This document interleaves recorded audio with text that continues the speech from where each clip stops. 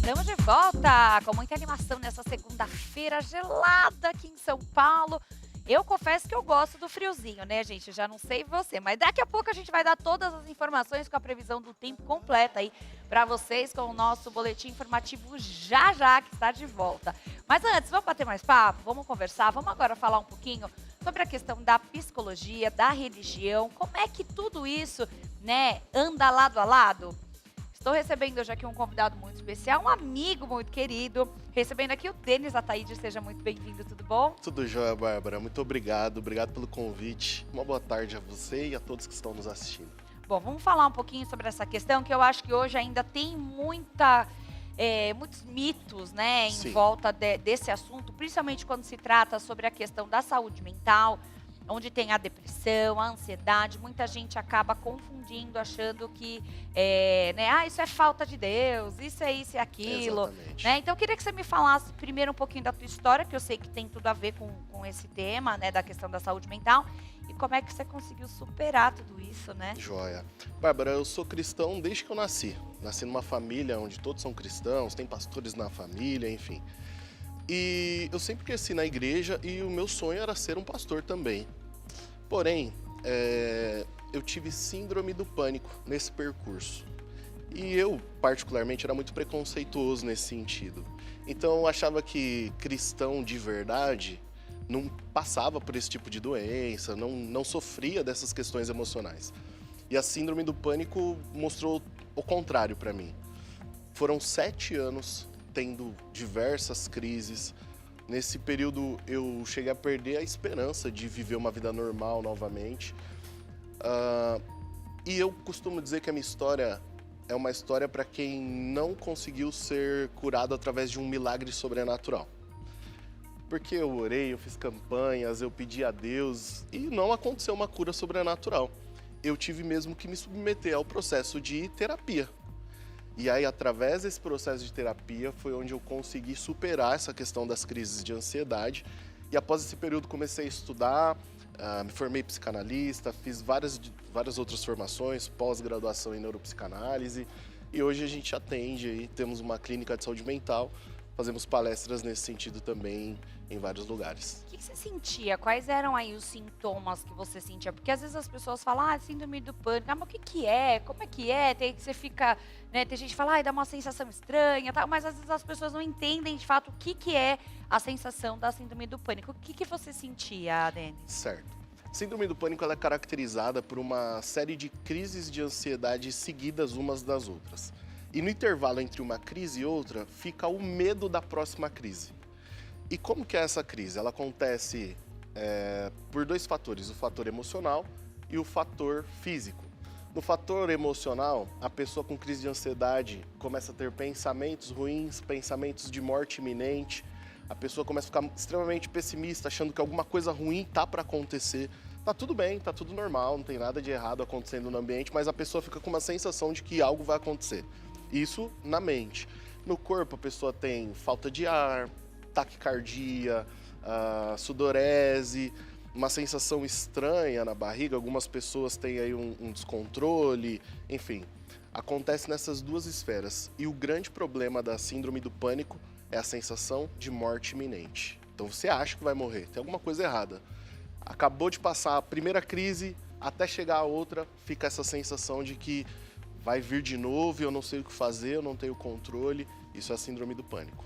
E muita gente acaba tendo isso e não sabe o que que é, né? A pessoa fala, eu acho que eu tô com problema no coração. Aí a pessoa vai, faz aquele montão de exame e aí não dá nada nos exames. Exatamente. Né? A pessoa começa a achar que ela tá com alguma questão, mesmo física, clínica, e não encontra uma solução, não encontra uma doença, né? Um diagnóstico ali. Exatamente. A gente costuma dizer que essa é uma das grandes dificuldades sobre questões emocionais, porque não sai num exame de sangue, não sai num raio-x, a pessoa fica perdida. Em relação à síndrome do pânico, por exemplo, é muito comum que a pessoa que sofre de crise de ansiedade comece a achar que vai ficar louco, que vai perder o controle. Eu tô ficando louco porque os exames não dizem o que eu tenho, mas eu tenho alguma coisa, eu tô sentindo alguma coisa, só não sei o que é. Então, essa é uma das grandes dificuldades e é uma das causas de grande preconceito em relação a questões emocionais. Como você não tem um exame para provar para os seus familiares, para os colegas de trabalho, etc., fica na sua palavra. Você está sentindo aquilo.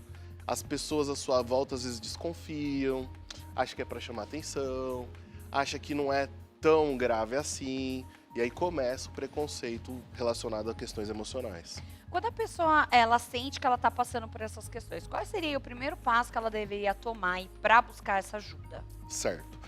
Quando você tem uma crise de ansiedade, o ideal é que você vá primeiro ao médico, descartar questões clínicas.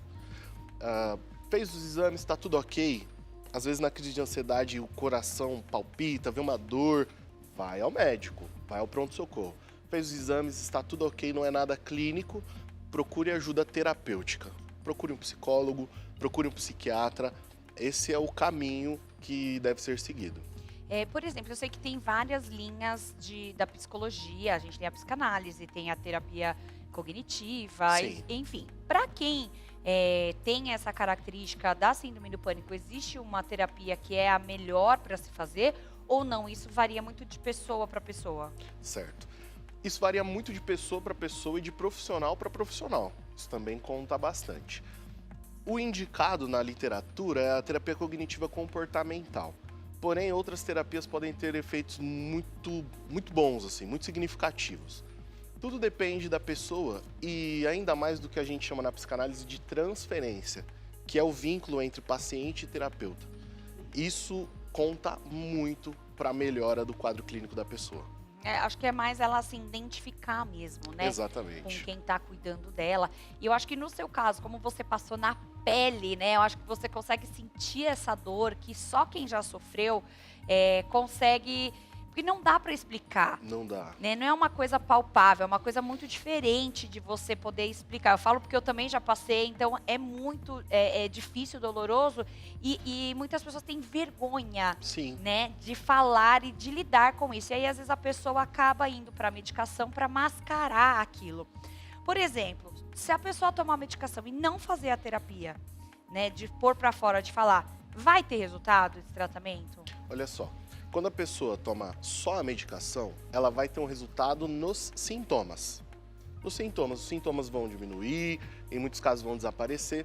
Porém, os sintomas eu costumo dizer que é o fruto da árvore. É só o resultado. Se a pessoa não fizer terapia para tratar a causa, a raiz do problema, vai acontecer o seguinte: o corpo da pessoa vai acostumar com aquela medicação. O corpo acostumando, os sintomas vão começar a voltar, a pessoa vai aumentar a medicação. E aí, por um tempo, vai dar um resultado legal, só que daqui a pouco o corpo acostuma de novo, vai ter que trocar a medicação, enfim, vai virar um ciclo vicioso de medicação. Então, para você ter um resultado eficiente, o ideal é que a pessoa trate através de terapia e de medicação. Os dois juntos tornam um resultado duradouro e eficiente. E aí você pode dizer, então, que existe cura para a síndrome do pânico? Ou a pessoa, depois que ela viveu isso, a vida inteira ela vai precisar sempre estar com aquele sinal de alerta de que aquilo pode voltar a acontecer? Olha, a palavra cura é uma palavra que a gente não pode utilizar. A gente não pode utilizar esse termo cura porque pode soar como uma promessa ou algo do tipo. O que a gente pode falar? É possível voltar a ter uma vida normal após a síndrome do pânico. Isso é possível. Quando eu li aquele livro do Augusto Cury, que falava, o livro aquele Ansiedade, Sim. E aí no livro ele estava dizendo, a partir do momento que você entende que você vai lidar com aquilo, a sua vida nunca mais vai ser a mesma. Eu achei um absurdo. Eu falei, como assim, Augusto Cury? A gente nunca mais vai poder ter uma vida normal. Aí é lógico, depois de muita... você vai fazendo a terapia, você vai entendendo que não é que você nunca mais vai ser aquela mesma pessoa. Você até vai ser, mas você vai ser diferente, porque você também não vai querer ser aquela pessoa Sim. antes da crise, não é? É verdade, Bárbara. Eu costumo dizer que, assim, ser exatamente a mesma pessoa que você era é ruim. Por quê? Aquela pessoa que você era te levou a ter a síndrome do pânico. Então você não vai voltar a ser exatamente a mesma pessoa. Você tem a oportunidade de se tornar uma pessoa melhor, que se conhece muito mais, que respeita os seus limites, que sabe o que te agrada, o que não te agrada, o que quando falar não, quando falar sim, e que se prioriza a sua saúde mental. Então, realmente, você não volta a ser o mesmo, mas você tem a possibilidade de ser alguém muito melhor. Muito melhor, né? Eu sei que você tem um livro também, Sim. né, que você escreveu, que é O Além da Tempestade. Eu queria que você contasse um pouquinho como é que foi a história desse livro, como é que ele surgiu, até mesmo para a gente trazer agora aqui a questão da fé, né? A questão de como é que Deus pode também, né? Você ter uma fé, isso pode te ajudar também no seu tratamento nesse momento. Sim, legal. Bom, no livro Além da Tempestade eu conto um pouco da minha história, aquilo que eu passei, os 7 anos de síndrome do pânico e como eu vivenciei isso a partir da minha fé também. Por quê? Num primeiro momento, quando você se mostra com uma patologia emocional, as pessoas tendem a te acolher, até no ambiente religioso. Te acolhem, oram com você e tudo mais. Quando essa patologia se estende, quando essa questão se estende, as pessoas começam a questionar o porquê que você não foi curado ainda. Então eu cheguei a ouvir algumas coisas, 3 principais que geralmente as pessoas ouvem. Ou era pecado, eu não havia sido curado porque estava em pecado, ou era uma questão de espíritos malignos, que eu havia dado algum tipo de legalidade, de brecha, isso são termos bem comuns no ambiente religioso, ou era falta de fé, eu não tinha fé suficiente para ser curado. Mas, no meu caso, eu entendia o seguinte, bom, pecadores todos somos, e se eu sou cristão, eu acredito que Jesus me perdoa de todos os meus pecados, então não é possível que seja o pecado. Pensei também, poxa, eu sou cristão, minha vida é entregue ao Senhor, como que seria espíritos malignos assim, e o Senhor permitindo isso? Não fazia muito sentido para mim essa questão. E sobre a questão de falta de fé, Bárbara, eu posso dizer que eu orei muito. Nesse período eu orei demais. Eu acho que eu nunca busquei tanto Deus e respostas como nesse período. Bom, eu entendi então que não era nenhum desses 3 fatores. Deus tinha um propósito além. E a partir disso eu escrevi esse livro, gerando de fato esperança nas pessoas que estão sofrendo e que muitas vezes estão sendo oprimidas por essas questões também. Pensam que estão em pecado, falta de fé, questões de espíritos malignos, enfim. Escrevi esse livro onde eu conto minha história, conto como é que foi a superação e o propósito disso tudo. Até passar pela síndrome do pânico, eu era um cristão que tinha um preconceito em relação a essas questões também. Mas após passar pela síndrome do pânico, hoje eu ajudo pessoas a superarem essas questões. Então, eu sempre pergunto para as pessoas que estão me ouvindo, né?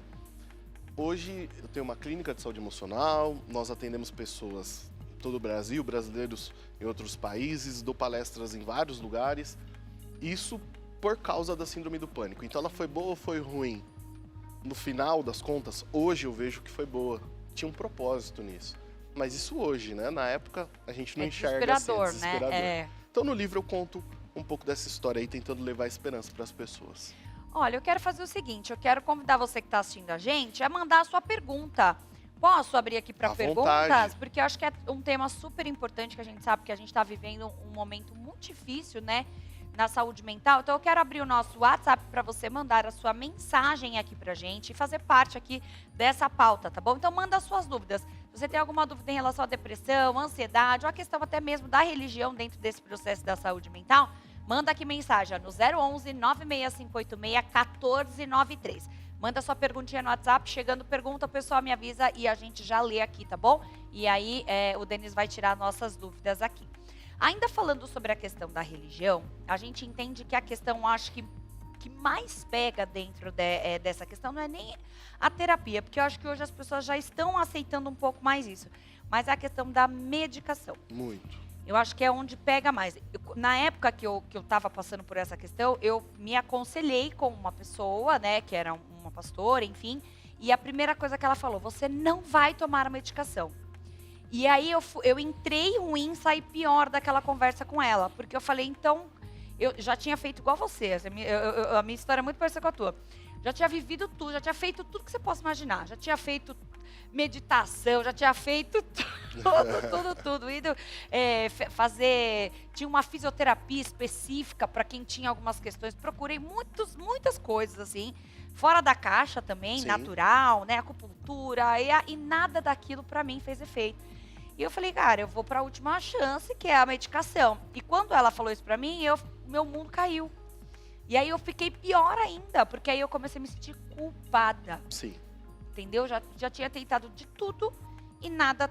Então a minha última esperança era a minha conselheira espiritual e ela jogou um balde de água fria. Até que então, graças a Deus, meu marido muito sábio, né? E a gente tem um amigo que também é terapeuta, que me acompanha muito. Ele falou, não, você faz sim. E aí foi quando eu fui, na época, e aí e fiz todo o tratamento. Foram 2 anos direitinho, tratamento, com acompanhamento. Que foi que eu consegui sair do fundo do poço. Então eu digo assim, qual seria o conselho pra gente, como uma pessoa que conhece a Deus e tá engendrado ali dentro da igreja, mas que a gente, assim, não tenha um conselho errado para você não pegar aquela pessoa que já tá ruim e afundar ela mais? Sim. Olha só, Bárbara, essa é uma grande questão. Infelizmente, ainda existe muito preconceito relacionado a isso.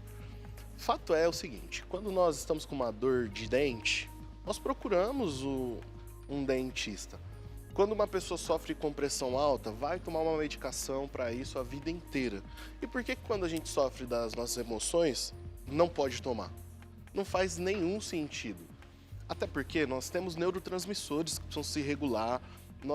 Tem pessoas que sofrem de depressão por conta de um descontrole no hormônio da tireoide, por exemplo. E com a medicação, isso vai se readequar e a pessoa vai ter uma vida normal. Então, por que esse preconceito? Nós achamos, eu sempre costumo dizer para as pessoas o seguinte: você acha que não pode tomar uma medicação porque isso seria falta de fé, das suas emoções Deus cuida. E onde está a sua fé quando a doença é no corpo? Nós temos muitos exemplos bíblicos de Jesus curando doenças físicas. Então, se é para nós termos fé, para Deus curar tudo, então com doenças no corpo a gente não deveria tomar medicação nenhuma. Ou seja, não faz sentido. Até porque a Bíblia diz que toda dádiva, todo dom perfeito vem do Pai das Luzes. Então a medicina, que é tão maravilhosa, a mente das pessoas que criam essas medicações, que se dedicam a isso, nós não podemos atribuir essa inteligência toda a outro ser, senão a Deus. Então, por que não? Costumo dar o exemplo bíblico. Timóteo era um discípulo de Paulo, apóstolo, que realizava milagres, sinais e maravilhas. E Timóteo tinha uma dor, tinha um problema estomacal. E o Paulo, ao invés de falar, Timóteo, nós vamos orar por você, você vai ser curado, não faz uso de nenhuma medicação, o Paulo dá um conselho para Timóteo, fala para ele tomar vinho naquela época para curar as dores que ele tinha. Vinho naquela época num sentido medicinal, era a medicação que eles tinham ali. E o próprio apóstolo Paulo aconselha um filho na fé a tomar uma medicação. Quem somos nós para falar que alguém que hoje sofre não pode se medicar?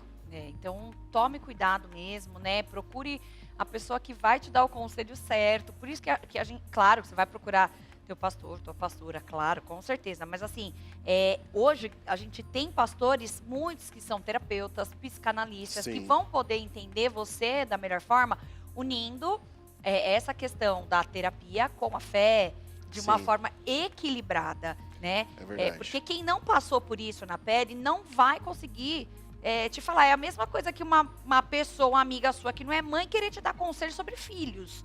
Desculpa, ela não vai saber o que é ficar uma madrugada inteira acordada com o filho chorando no colo. Então, assim, até para pedir os conselhos, a gente precisa entender para a pessoa certa que a gente está pedindo, né? É verdade, Bárbara. Eu acho bem interessante o seguinte exemplo. Se você tá com uma enxaqueca, uma dor de cabeça, algo do tipo, tudo bem você tomar uma medicação. E tudo bem você orar para Deus curar essa dor de cabeça. Não é um ou o outro. Pode ser os dois. Toma um remédio e faz uma oração. Se fizer efeito primeiro, tá ótimo. Tá bom, não tem problema nenhum. Mas você vai buscar o remédio com o médico e a oração com o pastor. Você não vai pedir oração pro médico e nem remédio pro pastor. Então, cada um na sua área vai ajudar a gente a superar essas dores. Então, busque a ciência, busque medicação, busque terapia e também busque um auxílio espiritual.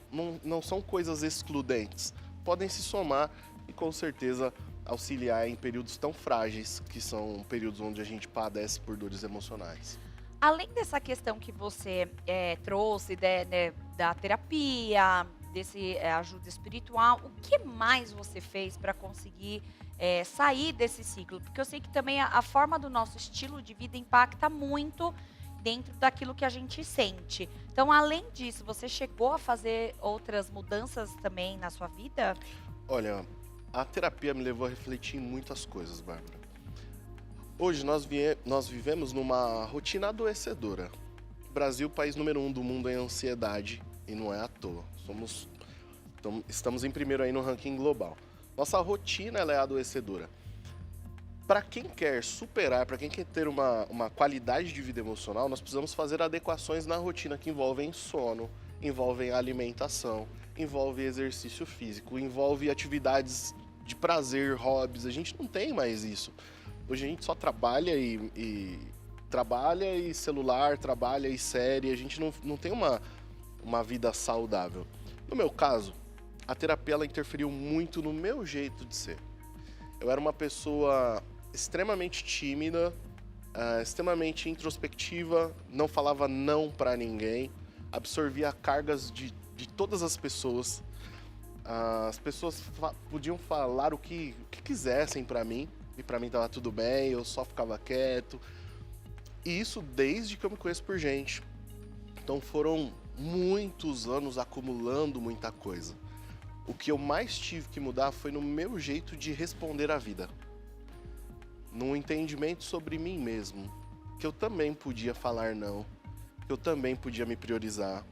Que eu também deveria me valorizar. Eu também poderia frustrar as expectativas de outras pessoas. E tava tudo bem. Então, no meu caso, o mais impactante foi me conhecer e entender que eu também era um ser humano que precisava ser valorizado como tal. Isso foi o mais impactante na minha jornada. Então, e mudar esse estilo de vida também é super importante, né? Sem dúvida alguma. O exercício físico ajuda muito, é uma coisa que pra mim faz muita diferença. Total. 3 semanas de exercício físico constante muda na liberação de neurotransmissores como endorfina, dopamina, serotonina. E a gente tá falando de uma caminhada moderada de pelo menos 30 minutos, 3 vezes por semana. Conheço pessoas que tiveram a remissão de sintomas de depressão leve só com exercício físico. Olha que bacana. Então é extremamente importante. O exercício físico, aliado a um sono de qualidade, é algo assim fantástico. Já tá 50% no caminho aí pra você, Com certeza. ter uma melhora aí na sua saúde. Não chegou nenhuma pergunta pra gente ainda, eu tô aqui querendo saber o que você quer perguntar sobre essa questão da saúde mental, sobre depressão, ansiedade, síndrome do pânico. Você deve conhecer alguém que tá passando por isso, então manda sua mensagem pra gente, 011 96586 1493, e a gente já vai aqui juntamente com o Denis, psicanalista, falar para você aqui, tirar as suas dúvidas, para que você possa aí ter uma vida com mais qualidade também, né, claro, usando a sua espiritualidade como uma forma também de você garantir aí uma vida mais tranquila, mais plena e sair desses sintomas, porque eu acho que é o que você falou, né, quando essa crise vem, acho que a pior parte é quando ela vai embora, porque aí você fala, quando eu vou ter outra crise? Exatamente. Né? Como é que a gente descobre, por exemplo, porque assim, a pessoa descobriu que está com síndrome de pânico, mas tem uma raiz aí. Sim. Como é que a gente consegue descobrir essa raiz e transformar isso, descobrir, foi, sei lá, né, uma traição, uma rejeição, e transformar isso numa coisa que você consiga tirar do seu coração, porque é difícil. É muito difícil. Olha, o processo de descobrir a raiz é um processo que se dá em terapia mesmo. E é um processo longo, é um processo que demora. Eu costumo falar para os meus pacientes, olha, você levou décadas para chegar onde você chegou. Não vai ser em semanas que a gente vai desfazer todos esses nós aí. Então, realmente é um processo longo, um processo difícil. Mas tem uma coisa, para quem sofre de crise de ansiedade, síndrome do pânico, que virou uma chave dentro de mim, assim, em relação às crises. Que foi entender o que é uma crise de ansiedade. Quando a gente entende o que é a crise de ansiedade, a gente passa a perder o medo de ter a crise. E quando a gente perde o medo de ter a crise, para de ser apavorante, para de ser algo terrível. Para você ter uma ideia, no meu processo de superação, quando eu entendi o que era a crise e parei de ter o medo da crise, eu cheguei a querer ter crise. Falei, pode vir a crise de ansiedade, que agora eu sei o que é, eu tô pronto, pode vir, não tem problema nenhum. E aí não vem mais. Olha só. Posso explicar pro pessoal o que Pode, é a crise? lógico, por favor. Veja bem, No nosso cérebro, nós temos um sistema que se chama mecanismo de luta ou fuga. Esse mecanismo de luta ou fuga é o que garantiu a nossa sobrevivência como espécie. Sempre que a gente está diante de uma ameaça, a gente precisa tomar a decisão de lutar ou de fugir para garantir a nossa sobrevivência. Isso está com a gente desde sempre. Por exemplo, quando você está andando numa rua escura em algum lugar e você vê dois caras numa moto vindo na sua direção, o que vai acontecer com sua respiração? Vai ficar ofegante, seu coração vai disparar, você vai suar, você vai tremer, sua mente vai ficar, meu Deus, e agora o que vai acontecer? Vai acontecer alguma coisa ruim, enfim. Quando esses dois caras se aproximam, você vê que é um primo seu. Você fala, puxa vida, é você, tá tudo bem, não tem nada de errado. Em 5 minutos, seu corpo já parou de demonstrar esses sintomas, esses sinais físicos. Por que o seu corpo demonstrou isso? Seu corpo identificou uma possível ameaça, o coração começou a bombear muito sangue para o sangue chegar nas extremidades, mãos e pés, porque você tinha uma decisão a tomar. Eu vou lutar contra essa ameaça ou eu vou fugir dessa ameaça? Quando o seu cérebro identificou que não tinha nenhuma ameaça ali, seu cérebro para de disparar o mecanismo e você fica bem. É esse mecanismo que é disparado numa crise de ansiedade. Qual que é o problema da crise de ansiedade? Nós não estamos vendo nenhuma ameaça. Por não ver nenhuma ameaça, a gente acha que está ficando louco, a gente acha que o que está acontecendo, por não identificar essa ameaça. Agora, sabendo que é um mecanismo natural que está sendo disparado e o nosso corpo sabe lidar com isso, eu sei que eu não preciso temer. Quando o mecanismo for disparado, em 8 minutos ele vai alcançar um pico, e se a gente não alimentar esse medo, em até 30 minutos no máximo, a crise vai embora. Então eu não preciso ter medo da crise de ansiedade. A crise em si não precisa me colocar medo. Quando eu entendo isso, eu paro de alimentar a crise e as crises vão embora muito mais fáceis. E muitas vezes elas param de existir, só por entender como funciona. Agora, toda vez que eu tenho crise, a minha mente acredita que tem algo que está me ameaçando. Esse algo, que é a raiz, nós na psicanálise acreditamos que pode estar no nosso inconsciente. E aí só um processo de terapia para identificar mesmo. Chegou algumas perguntinhas. Vamos lá? Vamos começar aqui a nossa sessão de terapia ao vivo. Natália de São Paulo. O Denis é meu professor de psicanálise. Obrigada por compartilhar seu conhecimento conosco. Você arrasa. Obrigado, Natália. Beijo, Natália de São Paulo. Pode colocar mais uma aí. Ariane, também aqui de São Paulo. Boa tarde, meu nome é Ariane. Eu gostaria de saber como controlar a ansiedade sem medicação. Minha crise de ansiedade faz eu gastar compulsivamente. E aí? Olha só, nós temos duas questões aí. Nós temos crises de ansiedade e uma manifestação da ansiedade que está se dando através de uma compulsão, um comportamento compulsivo de gastar. Em relação à crise de ansiedade, tem algumas formas de fazer a crise passar sem a medicação. Algo muito interessante de se fazer é com gelo. Pedra de gelo, a pessoa está tendo crise de ansiedade, está tendo falta de ar, coração disparado. Você pegar uma pedra de gelo, colocar na mão, passar na nuca, passar no rosto, passar nos lábios, sentir o gelo derretendo, tudo isso vai trazendo a mente para o presente, o cérebro entendendo que tem uma mudança de temperatura, preciso regular isso, e a crise vai passando. Essa é uma primeira questão. A outra questão é a da compulsão. Essa compulsão precisa ser tratada mesmo com terapia, e em muitos casos medicação também. A gente acha que, como que eu vou tratar uma compulsão por compras com medicação? Algumas medicações influenciam sim no nosso comportamento impulsivo, na impulsividade. E a gente precisa tomar esse cuidado, né?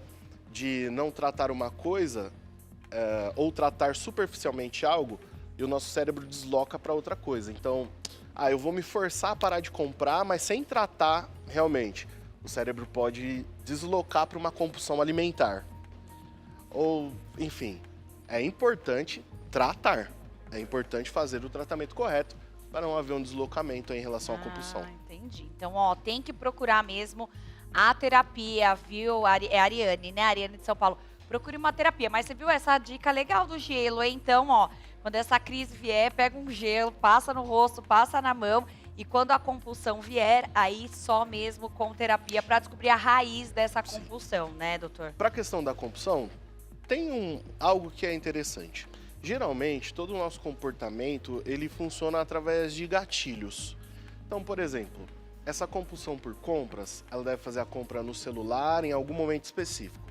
Ah, cheguei em casa à noite e eu vou abrir o aplicativo lá da Shopee, enfim, de qualquer que seja. Bom, se você sabe que ao chegar em casa você vai pegar o seu celular e vai abrir um aplicativo e já vai começar a fazer compra, tem que mudar isso daí, já é um gatilho. Então, ao invés de chegar em casa e sentar no sofá que você já leva a mão no celular automaticamente, chega em casa e vai tomar um banho. Do banho já programa uma outra atividade, vai fazer um jantar. Tenta fugir dos gatilhos, isso pode ser muito importante para amenizar esse comportamento compulsivo. Achar uma outra coisa para te preencher, mas que seja saudável, né? Um Exatamente. exercício, vai pra academia, sei lá, alguma coisa. Tem mais pergunta, vamos lá. Pode colocar aí na telinha. A Vera, também aqui de São Paulo. Um beijo para os nossos paulistas que estão com tudo hoje aqui no programa. Boa tarde, eu tô sofrendo com luto. Perdi meu esposo há 8 meses e desde então estou sofrendo com insônia e angústia. O meu coração fica agitado, fico ansiosa, difícil demais. O que fazer? Obrigada, um beijo, Verinha. Olha, Vera, é importante entender que o processo de luto, ele é difícil mesmo. Nós estamos numa sociedade que muitas vezes nós não queremos sentir nenhum tipo de dor. E existem fases da nossa vida que a dor vai fazer parte. O processo de luto é uma fase dessa. Envolve dor, envolve essa angústia, porque envolve um ressignificar da vida.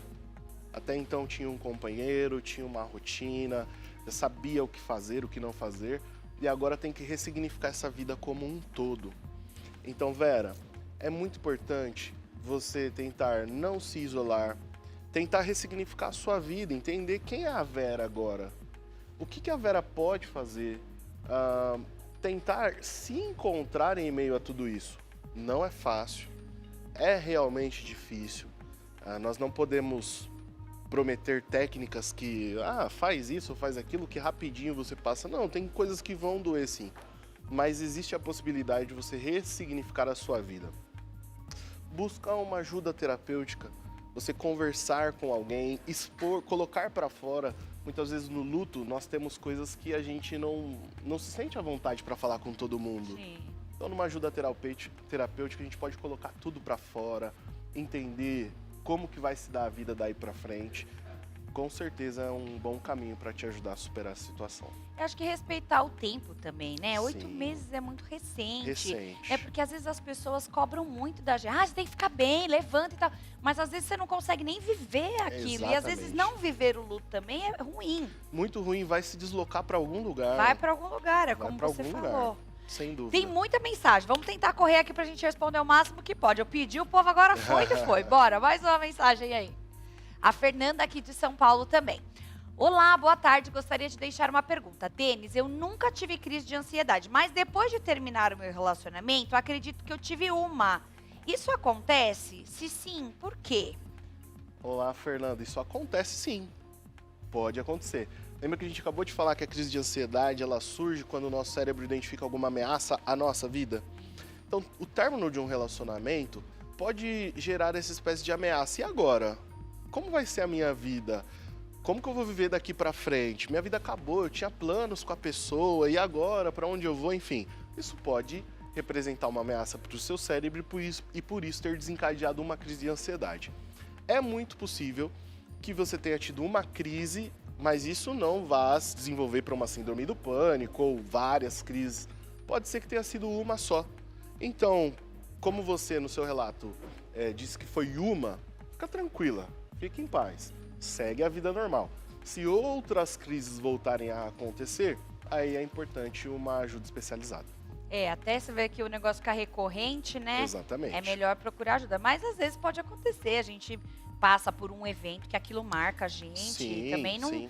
né, não vamos endemonizar tudo também, que às vezes acontece realmente isso e tá tudo bem também. A gente tem a ansiedade própria da gente que tem que ter, né? A tudo nossa bem. adrenalina, aquilo, né? Então tá, vamos lá, Com mais certeza. uma perguntinha. Roda aí. A Lara, de São Paulo. Boa tarde, sou pastora e sou de São Paulo. Eu comecei a ter crises de ansiedade após a morte da minha avó em 2022. Eu uso serotonina e tento largar, mas quando penso, a crise começa a querer voltar. O que fazer? Pastora Lara, olha só. Você vê que tem uma questão ali que envolve a perda da avó, mas ela está usando medicação, ela não falou se está fazendo terapia. E ela falou que quando ela tenta largar, será que ela está tentando sozinha ou é por orientação médica? A medicação psiquiátrica, a gente só deve deixar de usar por orientação médica. O psiquiatra que prescreveu a medicação, ele também vai acompanhar o que a gente chama de processo de desmame dessa medicação. Você não colocou se está fazendo um acompanhamento terapêutico ou não. Se você não estiver, faça um acompanhamento terapêutico. Como a gente falou, a medicação ela só trata a raiz. Por isso, ao tentar tirar a medicação sem ter tratado a raiz, a crise vai voltar. É na terapia que você vai conseguir tratar essa raiz. E muitas vezes, os pastores têm dificuldade com isso. E não é só culpa dos próprios pastores. Os pastores são cobrados pela comunidade de fé de serem pessoas extremamente resilientes, que não demonstram fraqueza, porque ter uma ansiedade, uma depressão não é fraqueza. Mas os pastores são muito cobrados. Se permita entender que você é humana, e passa por períodos de fragilidade, sim, e está tudo bem. Então peça ajuda, procure uma ajuda especializada, uma ajuda terapêutica, que certamente vai ser muito importante no seu processo. E não tenta tirar o remédio sozinho, isso é muito De jeito importante. nenhum. Vê com o seu psiquiatra. E agora uma coisa, às vezes a pessoa fica nessa ansiedade de querer tirar a medicação. Sim. Agora me fala, você não tá bem, você vê que não dá pra tirar. Então toma, minha filha, Deus fez o remédio também pra você tomar, pra você ficar tranquila, não é? Sim. Na hora certa, eu acho que o corpo ele fala muito. Então na hora certa, a pessoa, tem gente que fala, eu tomo remédio, não consigo, começo a passar mal, agora eu não quero mais. O próprio corpo ele já vai dando sinais de que você tá pronta pra sair daquilo, né? Exatamente. E quem tem, o que você falou, pressão alta, toma remédio a vida inteira. Por que você não pode tomar a serotonina? Exatamente. Eu ouvi isso até de um pastor que disse assim, olha, eu não quero que um membro da minha igreja tome medicação psiquiátrica de jeito nenhum, porque isso vicia, a pessoa vai tomar medicação a vida inteira. Só que eu conheço a vida pessoal dele, ele toma medicação para diabetes, pressão alta a vida inteira. Então é incoerente, né? Não é? Bem incoerente. Então calma, pastora, né? Tudo Calma. tem sua hora. Então, se não der para tirar agora, tudo bem. Daqui a pouco você vai conseguir. Mas Com faça certeza. esse acompanhamento que eu acho que é o mais importante. Mais uma. Ai. Ana Ragato, de São Paulo. Que sobrenome bonito. Boa tarde, Bárbara. Denis, todo tipo de doença mental, como a depressão e pânico, só podem ser tratados com terapia e medicação? Ou tem casos que só a terapia resolvem? Que legal, Ana Rogato. Olha só, é bem legal essa pergunta pelo seguinte. Tem muitos casos que só a terapia resolve. E quando a gente identifica se precisa de medicação ou não?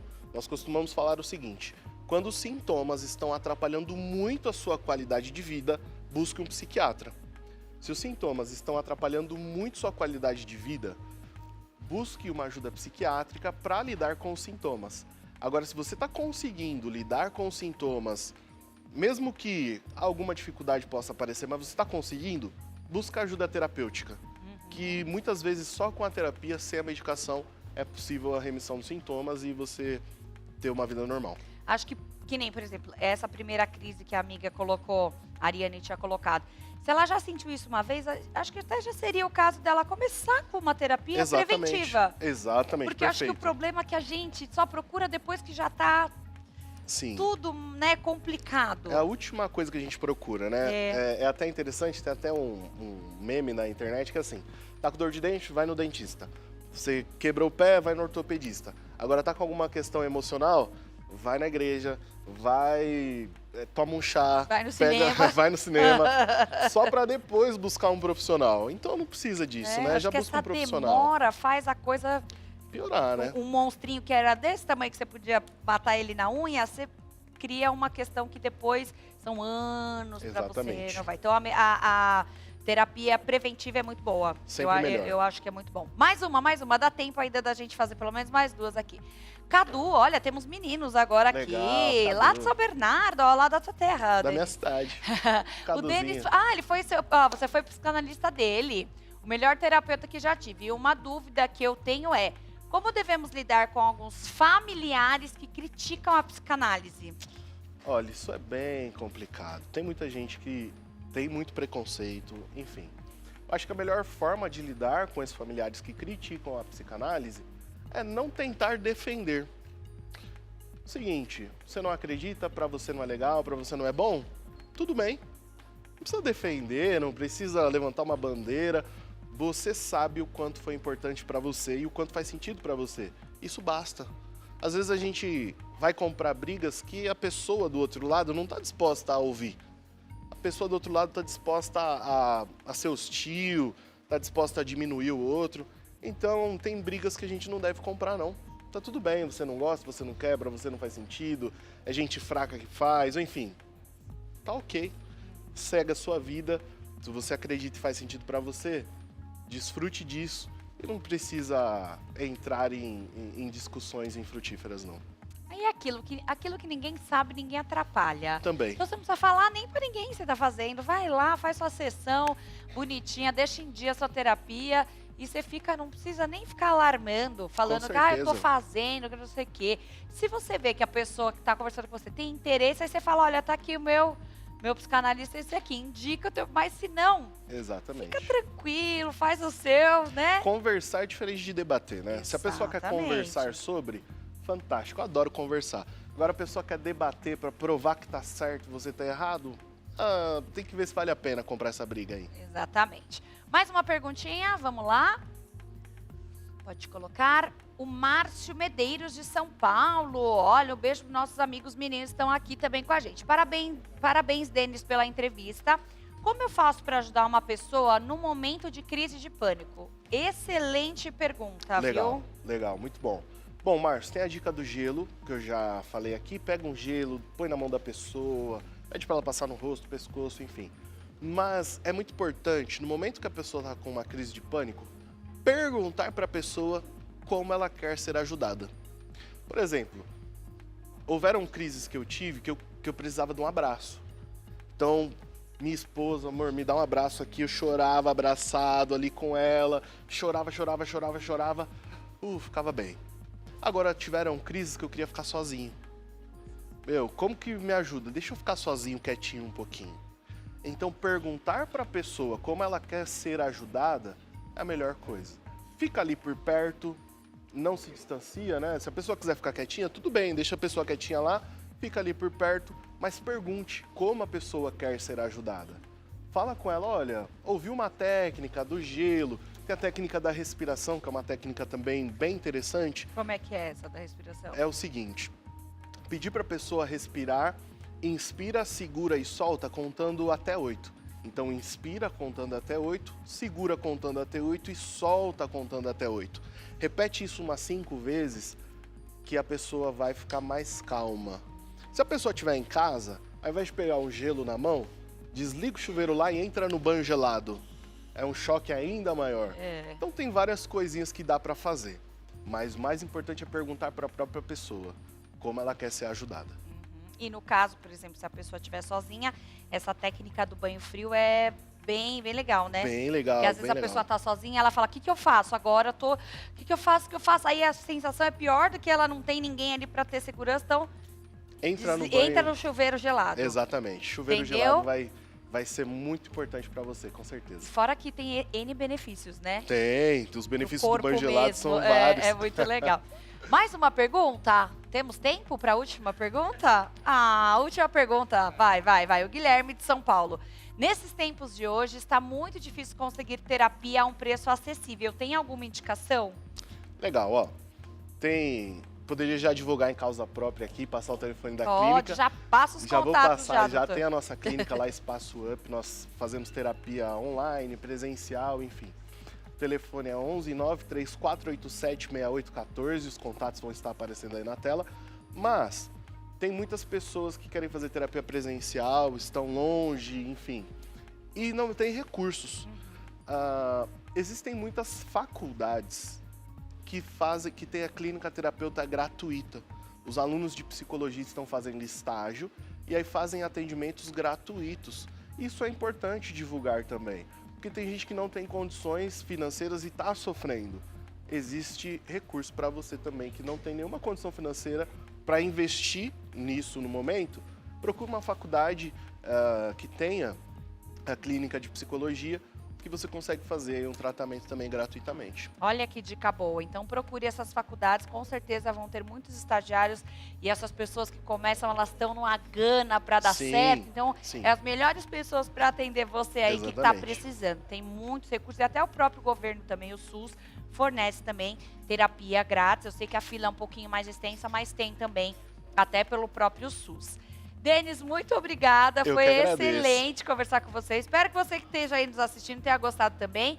E a gente volta em breve, né, Denis? Você volta para falar um pouquinho mais sobre esse tema, que ficou muitas perguntas para responder, mas a gente faz uma próxima, a parte 2. A gente vai para o intervalo rapidinho, a gente já volta com mais Sempre Melhor. Não sai daí, tá bom?